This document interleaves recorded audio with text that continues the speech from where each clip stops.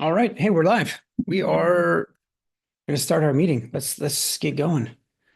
For a moment, I thought Ahmed that he actually had his video on, but it's just a well taken picture.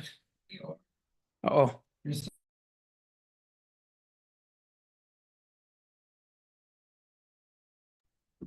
all right. Was everybody else getting that echo? It's just me. Okay. Hey, so I'll remind everyone. This is the Meshery meeting, the weekly meeting that we have focused on advancing the project. A lot of times people that show up here are contributing to the project in some way, code or not code, doesn't matter. Um, there's all kinds of ways to contribute. Sometimes we have people show up that are using Meshery very heavily. And for my part, I consider that's a contribution to the project as well. Um, but yeah, we meet once a week and we record and post to YouTube the link to the meeting minutes that are being shared as of now uh, is in Zoom chat. So if you look in the Zoom's chat, you'll find a link. You'll want to drop your name in here, unless you're too shy, then you're excused. Fair warning, we generally disallow shyness to happen because we acknowledge that if you're here, you're here to participate in whatever way that is. And one of those ways, though, is to get to know everybody else and to let them get to know you. So we generally awkwardly force you to introduce yourself for just a moment, at least that. So with that, a quick question for everybody. Is there anyone that's on the call who hasn't said hi on this call before, who hasn't introduced themselves?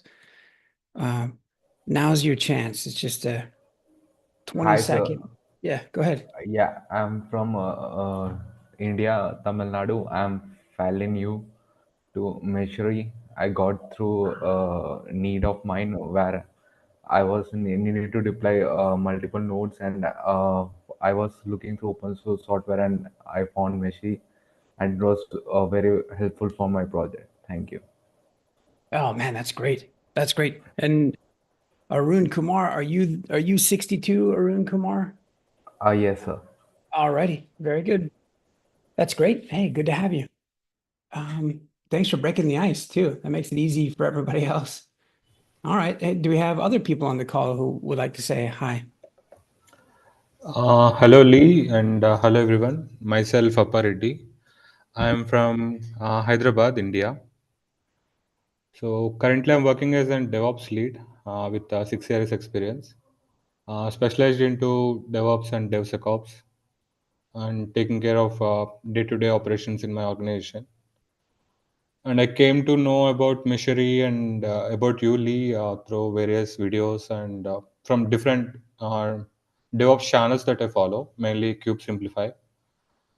And yeah, I found it's interesting.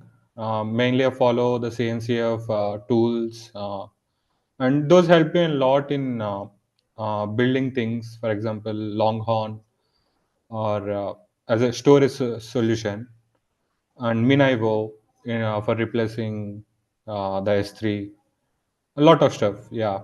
And I'm looking forward to learn more and continue growing myself and contributing to the DevOps uh, community, etc. Yeah. Operatic. That's great. And I'm surprised that the that the terrible jokes from the other recordings didn't scare you off. So, uh, Okay. Yeah. okay, fair enough. We'll keep them to a minimum. So that's good. Yeah. It's very good of you to jump on. This is great. It's great. Um, Thank you. today's Thank you. today's a great day to be on, by the way. Um, Other people who are on the call for the first time, I want to say hi. Hello, uh, I am Mateen. I'm from North India, Leh Ladakh, and like I got to know about Layers 5 and Meshery from the CNCF website. Recently I joined the KubeCon as well. There I met one guy, Yash. He's also a maintainer and contributor of Meshery. So I'm here to contribute in the DevOps area, in the infra part. I'm looking forward for like opportunities to contribute. Yeah, thank you. Oh, very good. Oh, very good. Very good. You're in good company. This is great. It's good. Good to have you. I'm glad that you met Yash. So you were at the inaugural KubeCon India, which is that's fantastic. So you guys we're fresh off of that. Actually, I was hoping that we might talk a little bit about how things went at that KubeCon. And so we'll see if we can't get into that later in the agenda. Excellent. Okay, good to have you. Who else is new today? Hasn't been on this call before.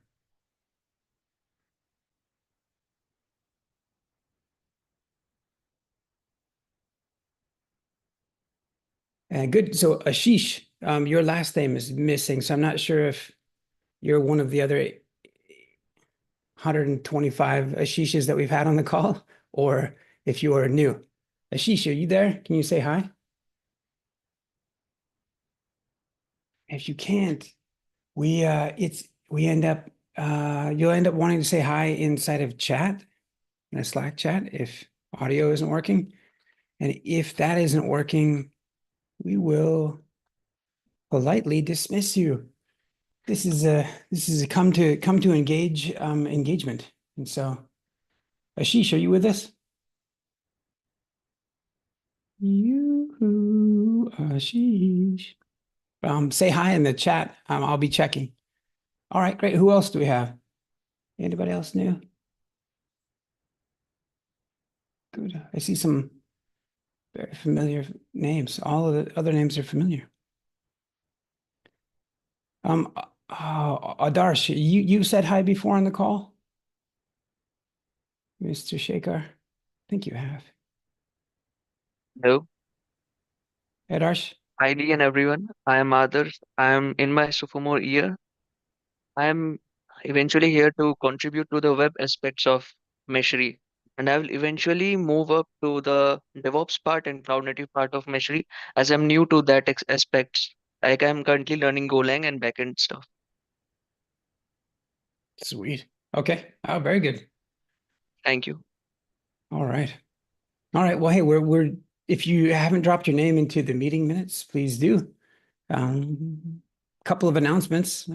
If we could spell announcement, one of the things that's going to happen today, maybe I'll speak to this one, is the project Meshery has been working on its .8 or V0.8 release for a long time. Actually, it's been right around a year since we released .7. The project has released all kinds of point releases in between over this last year. As a matter of fact, the project makes releases rather frequently. The .8 release, so it's been since last December. So it's a bit of a challenge trying to summarize all of the new features, all of the deprecated items. And anyway, there's a blog post up for review here. I won't bore everyone by looking at it, but I'll say, please go add your notes, highlight things that have been missed.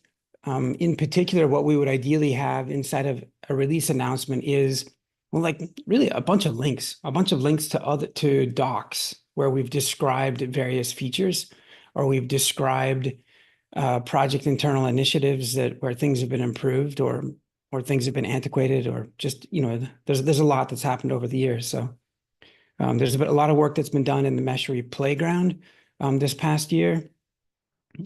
All of those things, all of the activities that go on here are fodder for that blog post. We've welcomed any number of new maintainers as well. Those are also things to sort of recount since we've last released. Those are good things to include. So there's a lot. Okay. Just on this topic, I'm going to skip to just say on the topic of roadmap and releases, is to say, as we go to announce V0.8, it's time to be, in earnest, continue our planning on V0.9. So there's a link to an early draft of what that roadmap is. I'll click on this for just a moment. This particular post is collaborative in nature, so please go make comments on it, or many of you have the permission to edit this post. We want to outline various areas of enhancement and various individuals that are signing up and are committed to delivering those features. Or I hesitate to always say features because it's not always about new features. Sometimes it's refining existing ones. Sometimes it's improving quality in an area. Sometimes it's improving performance in an area. But anyway, various functions are broken down. We'll be spending much more time on this. As we head into January. So, and we can do a lot of this asynchronously. I think there's an email thread that's been kicked off asking for comment and kind of and participation in this draft. All comments are welcome. All of the feedback is it's solicited and it's considered. If I just mentioned an email thread, and some of you might be wondering, hey, why you didn't see that email? Or maybe some of you have seen it. When you visit Meshery.io, you can go to Meshery.io/subscribe if you like, or I think it's just Meshery.io. If you cruise down toward the bottom, I think, yeah, there's a section that highlights a few different mailing lists that are used for the project. A lot of times, emails on the subject of roadmap or releases will a lot of times go out here. I don't know that there has been one sent, but any of you are welcome to initiate that, though. It would be good to get this conversation going in earnest. I'll pause. Any comments or questions on .8 that's about to go out, or .9 that's being planned for?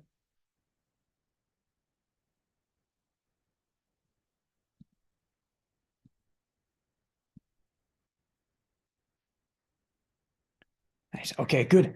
Well, with that, I will try to take a back seat. You won't hear much of my voice, hopefully, for the remainder of the call. We've got a lot of the rest of you. Oh, gosh, I guess I've got one other thing. Just let me get this out of the way really fast. So one of the things that we do is the Meshery is part of the CNCF. Obviously, we were initially adopted into, the project was initially adopted into the CNCF, into the Technical Advisory Group Network, or TAG network. And within that, within TAG network, a lot of the maintainers end up being quite busy. And one of the recent events or happenings is very relevant to Meshery as a project. Something that's occurred most recently is a proposal for an ontology working group. And that word ontology has it's multisyllabic, which, can be a challenge for me sometimes when you have larger words that you don't usually use. Anyway, what's being called for here is to pull together a working group to focus on something that Kubernetes is missing. And actually, if you think about what I'm about to say and you disagree, please disagree. Maybe I'm thinking of it incorrectly. Kubernetes is missing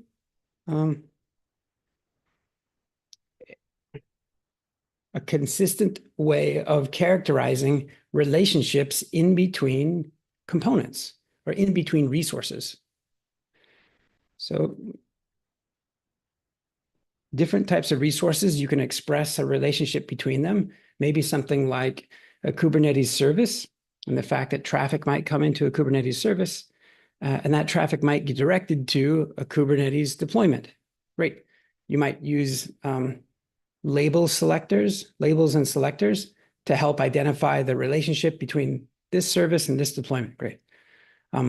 That characterization of a relationship through selector labels and selectors isn't universal for all the resources within Kubernetes, not only for the standard resources, but the custom resources that come through. And so this particular working group is trying to tackle that challenge of helping express in a standard way how it is that different resources interrelate, or maybe that they don't interrelate. So it's not a, yeah, so please review, comment, think about it. How does this relate to Meshery? Well, Meshery models all the infrastructure under management, and it's able to do that and characterize all these resources very well because the Kubernetes API is very well written. There's this Kubernetes resource model, KRM. And so Meshery leverages those long descriptions of what a resource is, like what a pod is. It leverages that to manage all the entities, manage all the infrastructure.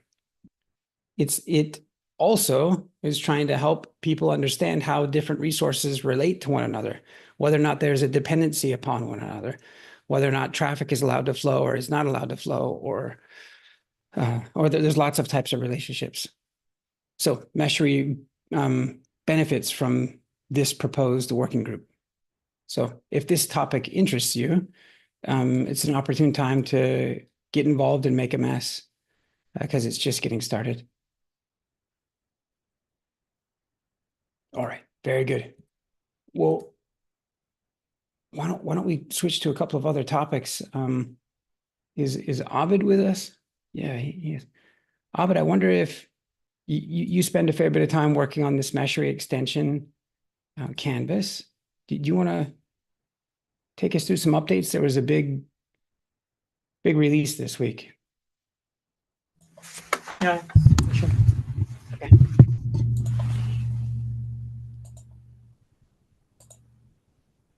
After that, I think we've got Jaren's is on the agenda. Yeah, so those of you who are familiar with one of Mesh's extensions, that's Canvas, like it helps you with visualizing and orchestrating your infrastructure. So previously in this extension, Canvas, we had like two modes where you could either design your infrastructure and orchestrate it from there, or you can go into like their mode was called visualize mode. So from that, you could do the imperative DevOps to your infrastructure. So recently we have been trying to enhance that mode, and which led to a big gradual migration to this new operate mode, which you can, if you jump into the extension, which can be directly found from here, which called Canvas, you would find like there are two modes, the designer mode and the operator mode. If you jump into the operator mode and you have any clusters connected meshing using meshing, which is a custom controller inside the mesh operator, it would ingest your data from your cluster, and using in this mode you can then visualize. Actually,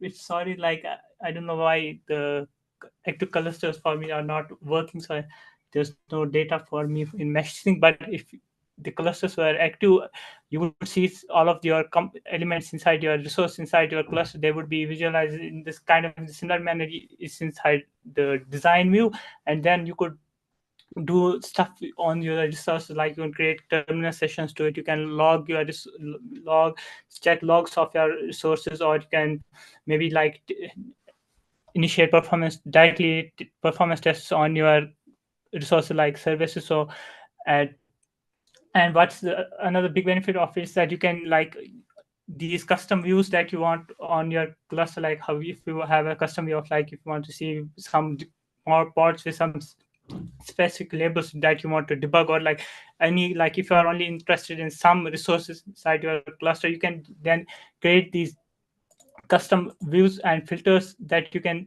then share and collaborate with. So I can get into this view, so which is now active, and anybody else who is inside this view would be on like the same view, and we could just like debug the same thing together, and we know like what everybody is pointing to. So this is now also like, as I said, like collaborative, similar to the design mode, because previously design mode was collaborative. You can collaborate on a design, but same thing was not with the visualizer, but now in the new operate mode is completely collaborative, so you can all be on the same view and debug the same stuff and know like what everybody is pointing to. And there, this also led to some enhancements to the already the implementation of like the most of the APIs responsible for this in Meshy. So these are located inside like under the mesh sync prefix. So those APIs are also getting enhanced, and more operators features will be also added to Meshy. So if you anybody who's interested in managing their clusters and visualizing them can directly like upload the cube config and start like visualizing their clusters directly.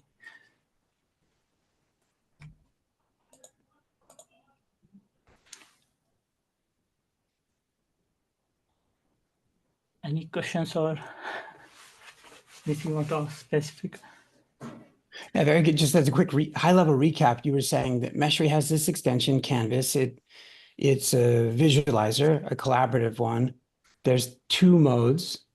This designer mode, in which maybe you take and drag and drop a Helm chart or a Kubernetes manifest, or you just and so and you start configuring your infrastructure and doing it visually, and therein actually the relationships that we were just talking about. Like, here's an example of those. Great, that's one mode. The mode that you were just referring to is this other mode where you're not so much interested in the like the design of the design and configuration as much as you're interested in the like connecting it to existing clusters and having it visualize those same elements. Okay, good. That makes sense. You were saying, hey, you can create a view. Maybe it's collaborative within here. Anyway, there's a number of features like connecting to opening up a web-based terminal, connecting to your pods. Good. Okay. That makes sense. So Abid, I have to say, so there's this dock down here.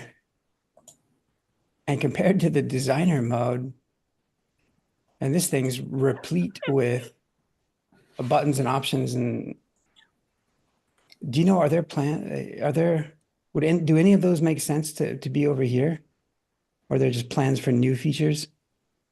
Yeah, one of the features that we are tracking is like adding support for having annotations inside the operate mode. So you could add comments inside your view. So if you have found something interested, you might just note that down directly inside that view or comment with people. So most of these annotation might be also supports inside view.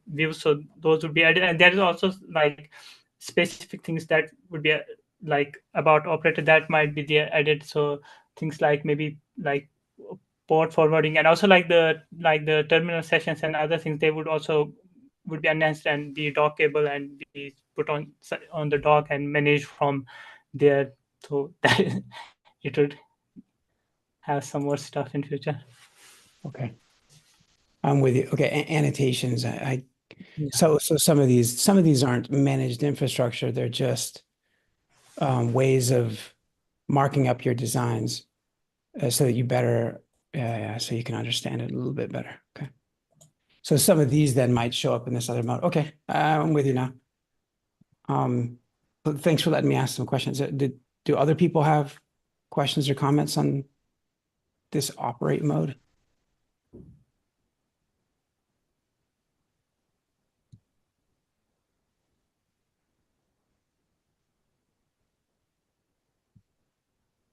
All right, fair enough. So we're back to the meeting minutes, if I could find them. And I think our next, we've got about a little over half the meeting time left. And what we do have is Jaren's Len's son. If I can find the meeting minutes, my goodness. Oh, Jaren's is going to share. This is not them. I give up. I can't find them. Anyway, hey, Jaren's, are you with us? You're going to take us through end-to-end testing and how that's done inside of Meshery using Playwright. I will start Oh, great. sharing Okay. my screen. So here we have a documentation for the end-to-end test case. So if you wonder, I will send to the chat. So basically, to run the end-to-end test, there are like a prerequisite you need. One is a Messery account, a compatible browser, and then all of like Golang, Node.js, and Makefile. And for Docker-based build, you are optional to using it, but it's better to run them in the local because it's faster. And you need also like Kubernetes cluster and some adapter which up and running for several test case. So for the remote provider and the user account and user email is required. This both required to be able to do login. And yeah, here's so basically I like to run the Messery first, like I use like make UI build and build server. So this will like rebuild like the both UI and your provider. For this one is go build the binary file for the Golang. So in case like I just pull the change for the message server, I just need to run this again. If I need to there a change just for the UI, I just need to run this and just run the server binary for faster build time. So here, this will need to specify what. Yes.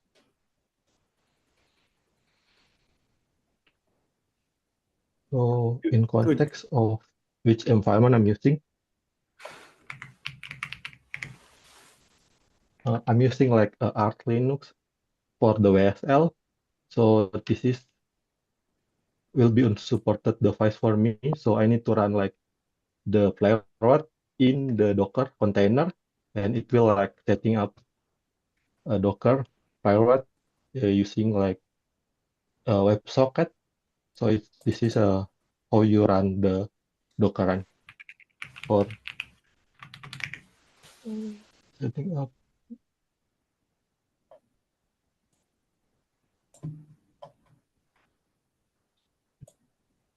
for Docker. Yeah, for Docker, you need to pull the image from the Playwright in the Azure Container Registry, and then you can run this command. So basically, you would run the Playwright server on the WebSocket connection, and after that, you need to use like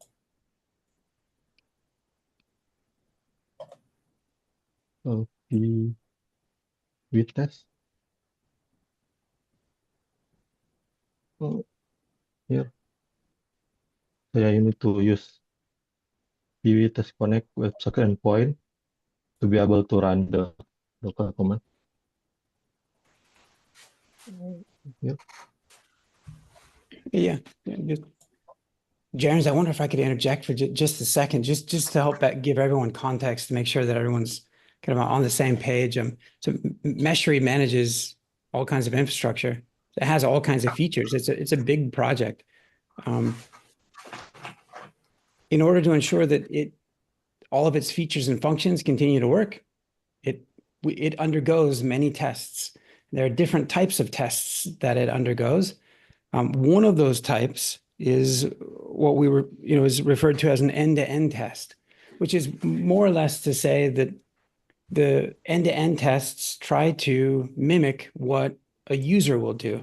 So in these end-to-end tests, we automate mouse movements. We deploy a temporary instance of Meshery built from the latest code, mimic how a user might move their mouse around and click on various components in Meshery UI, and then we expect a particular behavior. And so largely the tooling that we use to help facilitate that is an open source tool called Playwright. Playwright helps us helps us run those tests. And so there's more to it than just Playwright. And we recently sort of migrated from Cypress as a tool to Playwright as the main tool. And so Jarens is kind of walking us through what that framework looks like, because it's Playwright plus some automation inside of our workflows and plus an understanding of how it is that what tests are being run, what features are under test, what test cases there are, how we track their status, what constitutes a flaky test or a stable test, and there's there's a lot in there.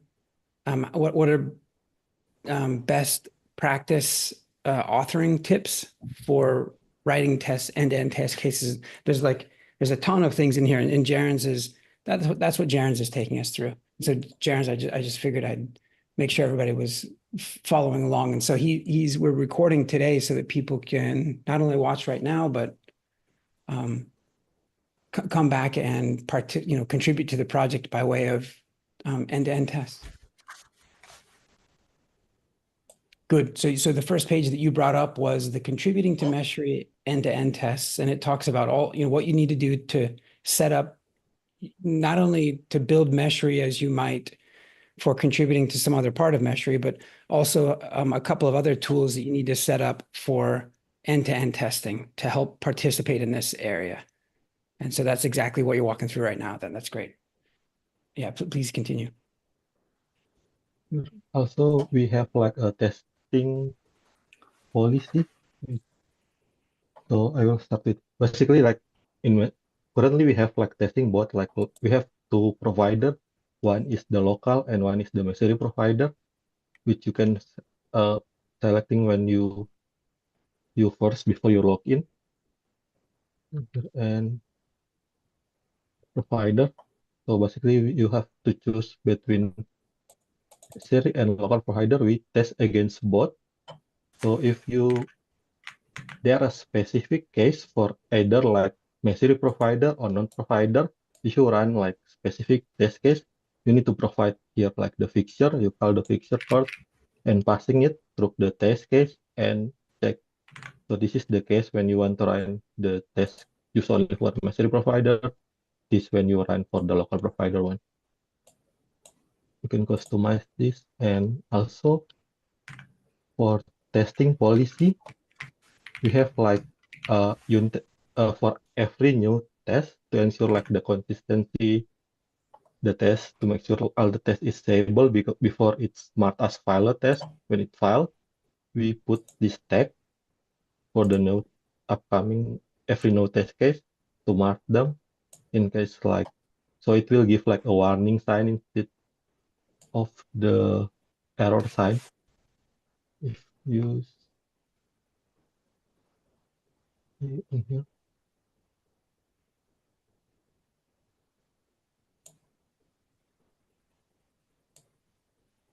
Yeah, it's supposed to be warning sign. All of the test is marked as unstable. And yeah, for the beginning GitHub action here, also documentation, you can walk through to it. And yeah, basically, yeah, you're just going to check the test detail and download it from here, from the summary tab. And you can able to download your pilot report and going from the test track, and you can able to debug it further. Just upload like the zip file after you extracting it. Will give all the info like what happened there, like this. But sometimes it just give it. So error connection refuse is mean like it can be able to going to these pages. Yeah, there are no connection on these pages. And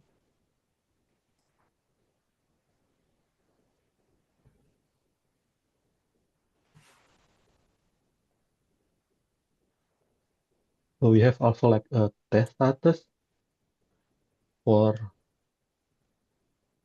so basically it currently manually trigger from the Messenger extension packet, but currently I think like all the test is filing there because like we dropping the test ID for the view view toggle when you like open the view. panel and closing it. So it's because it's like critical to all the test case.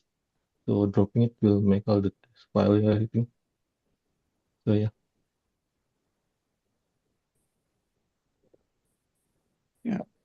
Abid, there's a question in chat that might be good to raise up.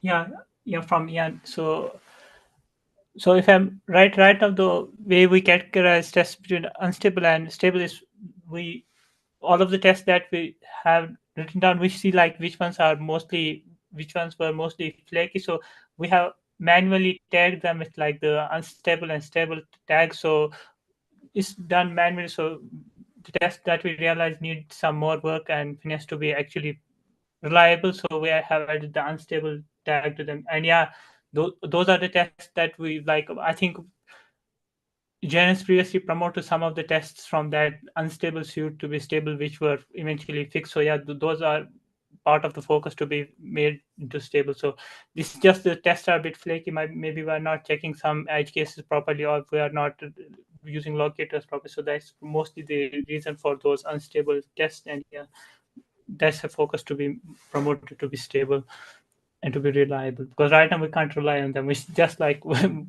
are not deleted them, but otherwise they are not reliable or anything.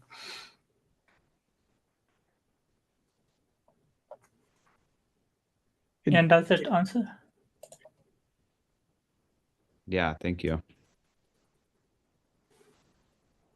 Jarens, do you have anything else to add to that? So if I were to regurgitate that real quickly, that would be that the promotion from flaky to stable, or from, is a judgment call based on I'm trying to think of a word other than stable, like based on the stability, based on the consistency of a particular test case passing, continuously, time over time over time over time.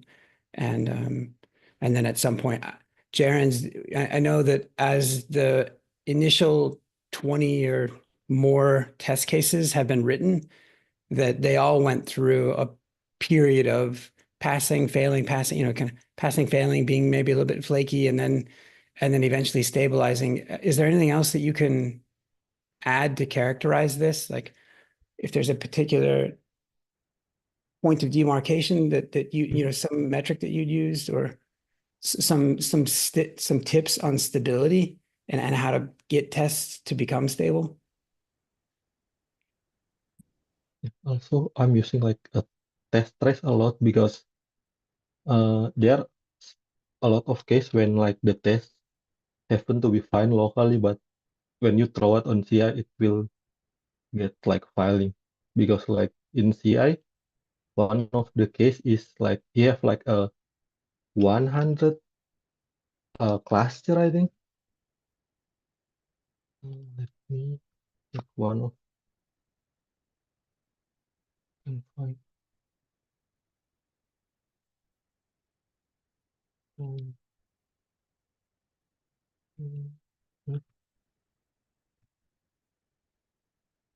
Yeah, basically like because like in the CI it's detecting like 100 cluster, so that's why it's contribute to the same like unstable test.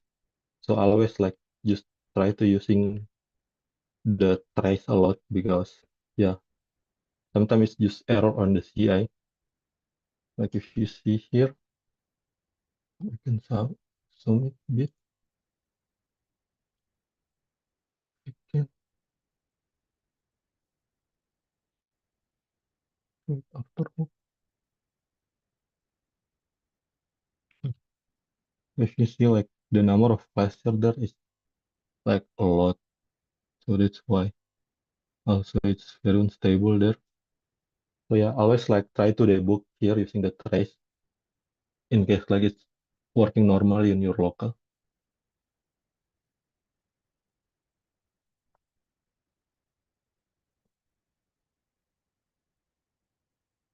Any question? I get, maybe I have two quick ones. Sounds like the playwright trace, like the logs of the test, can be quite helpful in trying to figure out why something is failing, why a test case is failing, or why it's being flaky, where it could be improved. That .zip package, it looks like you're able to upload those to trace.playwright.dev and have them interpreted and visualized so you can kind of walk through the logs. That's great. The as a Meshery pull request is, or as a pull request is open on Meshery, and these playwright tests or these end-to-end tests are run, the results of them, these traced files, are those commonly affixed to the pull request itself so that anyone can go and download this zip file, upload it, and introspect it? Or is this only available if you're running the tests locally?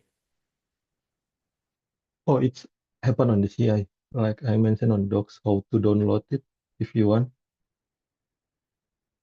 So here in the summary tab, if you go here, you'll get like the trace file, and you just need to extract it and upload the file to the Playwright test. There's also have like a video on the trace as well.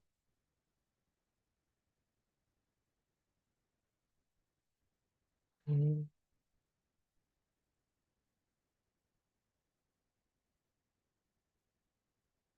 mm, yeah.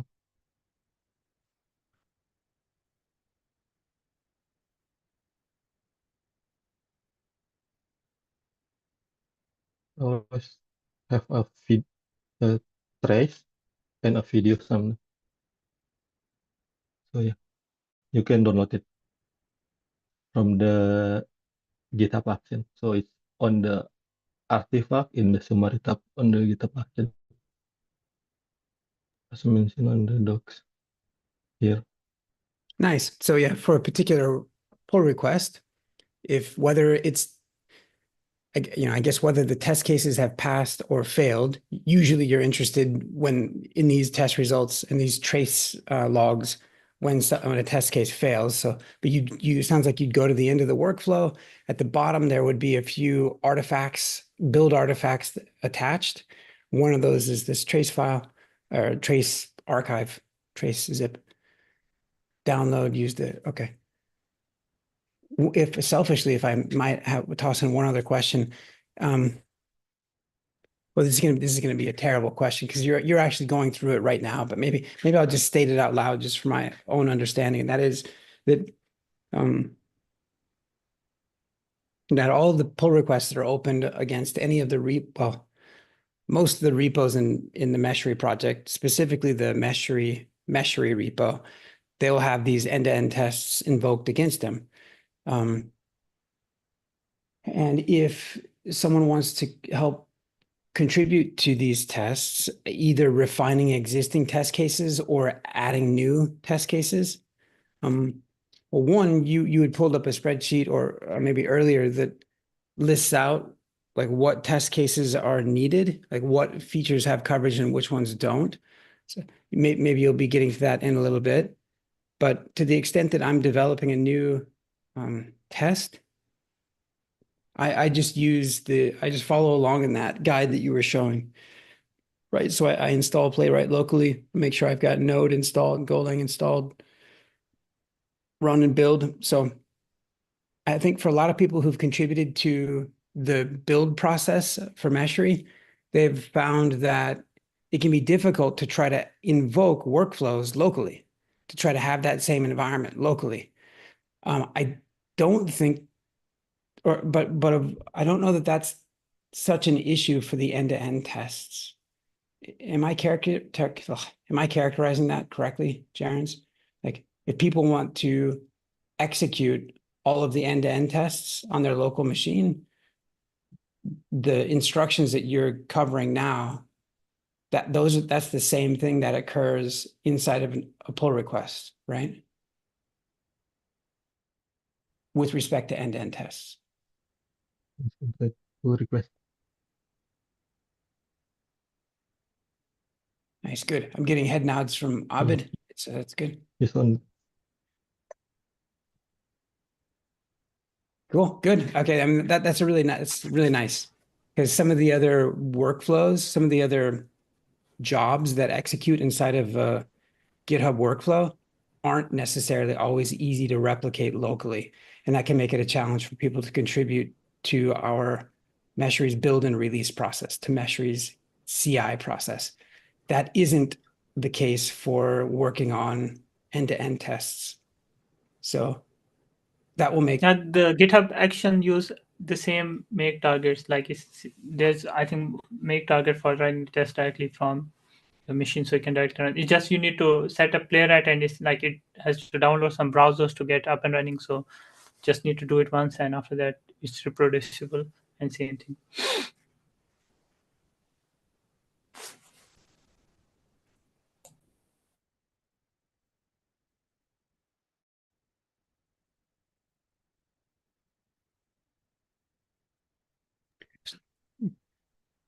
And Jarens, are there other aspects of this that you wanted to convey?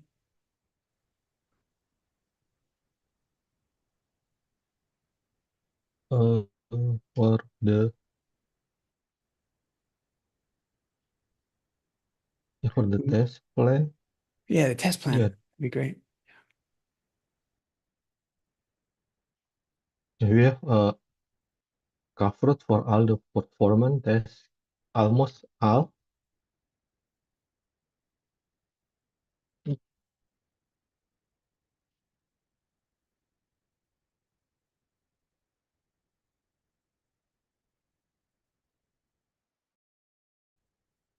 So currently we have like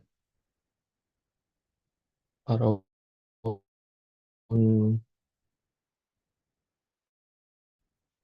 almost all done.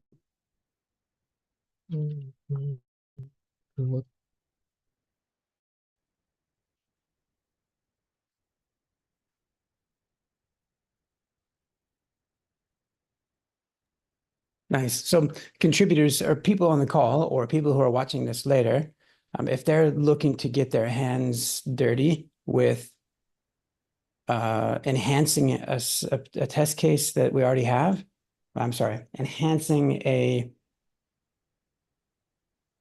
I shouldn't say test case, like each row in here is a test case. Each row in here says, here's a certain particular situation. Here's the test to be performed and the expected outcome. So like column G is like the test to be performed, and column H is what we expect to happen. And so tons of tests. Now it looks like column K, A, B, C, D, E, F, G, H, I, J, K, column J, K.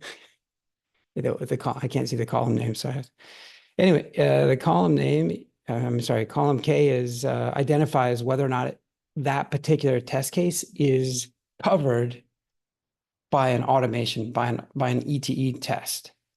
And if you were to scroll up and down on the spreadsheet, Jarens, would we expect to find a lot of blank? Let me answer my own question, maybe. So I think Jarens will be back. I think we just lost him. If you all were to take a peek at the test plan, here's that same spreadsheet. I was just curious for those of you who might want to dig in, column K identifies where each of these test cases are. I can't think of another word other than test, where each of these test cases are tested. And lots of blanks here, which means lots of help needed. Second point to this is that statement sort of assumes that all of the features of Meshery are written down in these use cases. Nope. There are at least just as many that things that Meshery does that are not captured here. So there's just all kinds of opportunity for people to make their mark on the project. Jarens, are you back with us? If he's back. questions or other comments on this, now's your chance. Now's actually your chance because Jaren's he is stepping away from the project. His focus is being pulled elsewhere. And so pick his brain while his brain is here. Also, there's going to be a number of people who are going to be digging in fresh. So now is a good time to be asking those same questions for everyone else as well.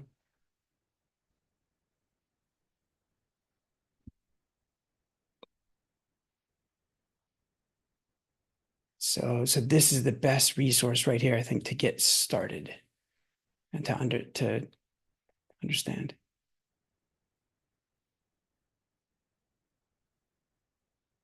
Cool. Okay. Ian, any other tips that you might want to call out as we go to close off this topic? No, I think Jaren's did a good job. Thanks for that little training session. I'm sure there'll be more questions as, like you said, a lot of new people start to dig in here, but hopefully we can carry the high mark that Jaren's made for us all. So thank you, Jaren. Appreciate it. Nice. All right. We've got about 5 minutes left. And next up on the agenda, did Yash Sharma join us today? Nope. Nope. Okay. So we might cover QCon India another time. We do have Lawrence who's up next. Lawrence, you want to talk to us about the Golang upgrade happening on the project?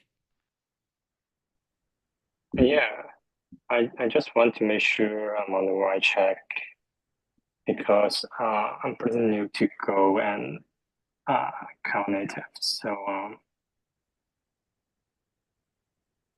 so what I did is like, yeah, this is like I cannot modify this in the source code. So Yeah. Good. I'm going to do it right now while everybody's watching and while you're kind of presenting your topic. basically, I just modified the version of Go in the go.mod file and the other workflow files, and I went like go mod tidy, go mod verify, and go list slash mo. And when I tried the go list dash mo, I got an invalid version of a dependency.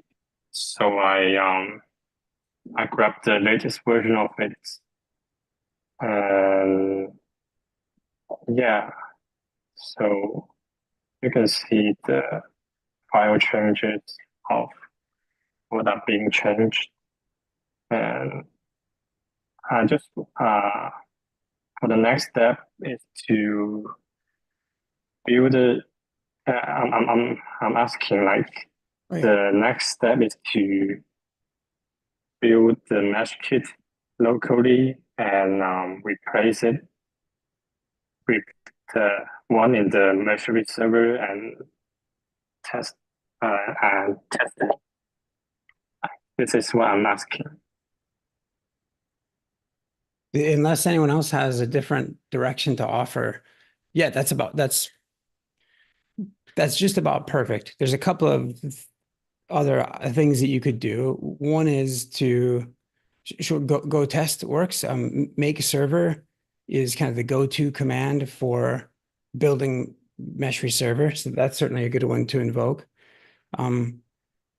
With respect to the Meshery adapters, which are also in need of being upgraded, similar to the centralized library that we call MeshKit, there's another central library. It's something of a child of MeshKit called the Meshery adapter library. Each adapter has common functions, and those common functions are put into that library. And so this library is also in need of being updated sort of as one of those first steps, particularly with respect to adapters. But yeah, the what you're doing is on the right path. There's Sounds good. one thing that we might want to do. This and not having this upgraded becomes a blocker for you. Now, there's one of two ways that we can go about making sure that this is not a blocker. One is we can add for each individual repo, we can add a repo specific variable that would override the global org level variable.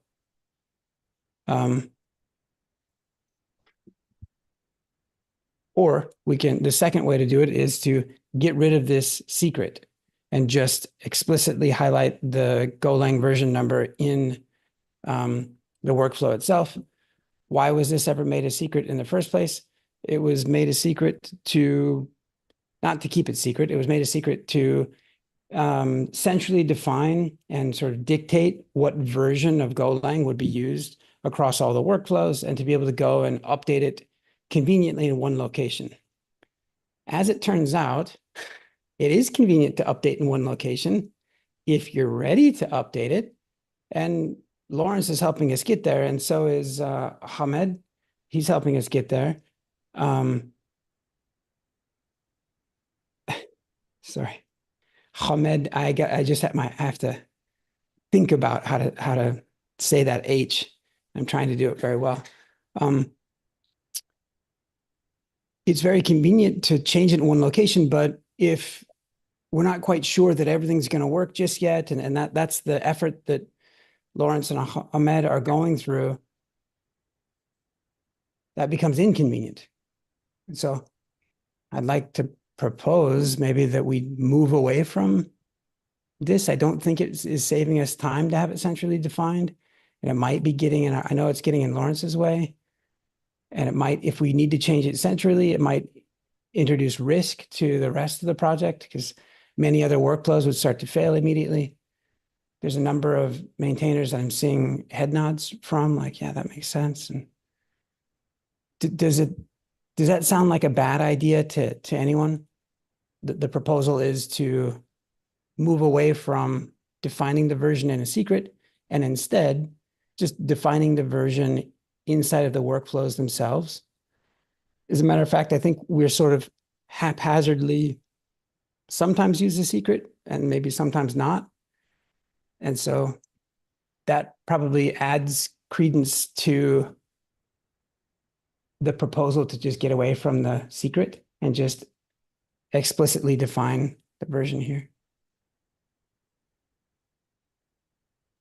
Yeah, I think that makes sense. Or maybe like, I think also if we make it a repo level script, that also works. Like, Yeah. Lawrence, do you recall where this secret what is or it was, if it's still used in the workflows? I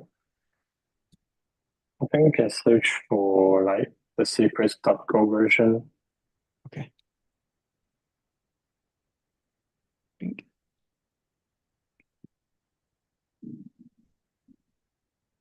I don't think I changed it in this PR. Oh, okay. So Gotcha. maybe like, yeah. Okay. Well, okay. I guess so. Unless somebody feels strongly that we should go to each repo and define it in each repo, that we would just define it in the PR itself. Because it will still have the same effect. If you define it per repo as a secret, you're still going to immediately affect all the tests and other things that are being done on the active pull requests before the project might be ready to actually switch. So I think, yeah, and then we need to like in place we then need to just hard, because yeah, as you said, we're already like in some place the hard coding it, so that we're not consistent. So Lawrence, I think, not hearing any other perspectives, Lawrence, I think the thing is, anywhere that you see secrets.go.version, that you would displace this reference with the actual value 1.23. Mhm. Okay. Last time I used those words with you, I said anywhere that you see the word successfully, you can remove it. And you executed on that. Thank you. Although I should have specified that anywhere that you see the word successfully inside of an alert to a user or inside of an error code, that's where we want to eliminate the word successfully. Mhm. But if in a README or something, someone says to successfully run the project, like we can leave the word successfully. Yeah, Okay, gotcha. nice. Good.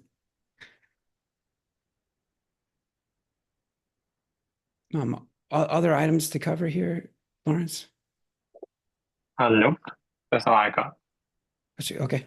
Hamed, I'm curious, is that conversation at all helpful to you and the effort with respect to Meshery adapters?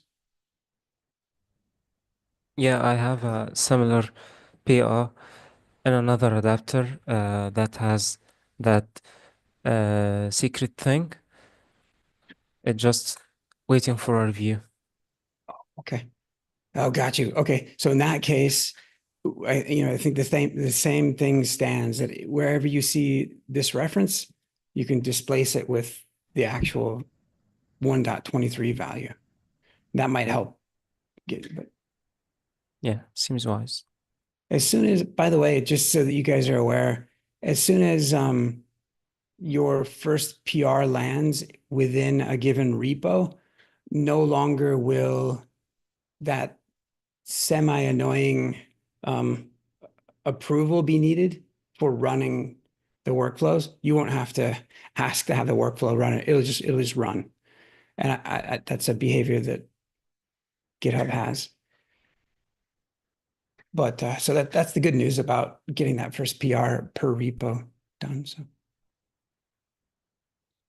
other items on this topic of Golang upgrade. Ahmed, do we have a PR for Meshery adapter library? That becomes key. Well, if we haven't done this one yet, we'll want to knock this one out as one of the first ones with respect to adapters, Ahmed. Does that make sense? Yeah. Nice. Okay. Hey, we're a little bit over the hour. Did we miss anything from anyone that needed to give an update or had a question today? Got a couple of items that might spill over to next week. And by the way, that doesn't mean you need to wait a week, but that just means come find people or go message about it in the discussion forum or in Slack, any which way. But speaking of next week, I think next Wednesday is Christmas. And for those that recognize that holiday, well, maybe we should send out an email to confirm whether or not Meshery dev meeting is being hosted on that day. For my part, I'll be out that day, but that's just for my part. So I'll take an action just to go send an email and confirm with other community managers and maintainers. Okay, great. And then do we have one more question, Ayan? Can we please take a look on the deprecated pattern command at the end of the document? I have a BR open. No, up. Up. Yeah. I just change it every occurrence of Oh yeah, pattern to design. that's very helpful. Yeah. It's just Yeah, because this BR, uh, another BRs depends on it to run their workflow successfully. Sure. totally. Yeah, yeah. Yeah. Okay. Just waiting for a quick review. Yeah, thanks. And I don't think that there's anything more to that, or like none of the subsequent the subcommands or the parameters should have changed. So I think yeah, like this is what is needed. So I just also changed the docs that seam-wise. yeah, Like, if you would in Mm. yeah, in Meshery docs for the CLI reference, is that the one that you're referring to? I'm just asking if is it okay if I just eliminated every design to Yeah, every pattern with replacing with design. Yeah. yeah, just eliminate pattern. Is it okay? Yeah, please. Yep. It's been squashed. It's been replaced like much of us will be with AI. Oh, I mean, it's been replaced. So yeah, you can do it pervasively across many, all the repos. That's really helpful. Uh, and it's yeah, and it's been updated here, but if it hadn't been, or if you find other references to Meshery CTL pattern, I guess, but yeah, but just like you just said, wherever you find them, they would need to be replaced, particularly if the documentation didn't call it out. So Okay. that's great. By the way, I think I might have confused a couple of folks. Wait a second. Is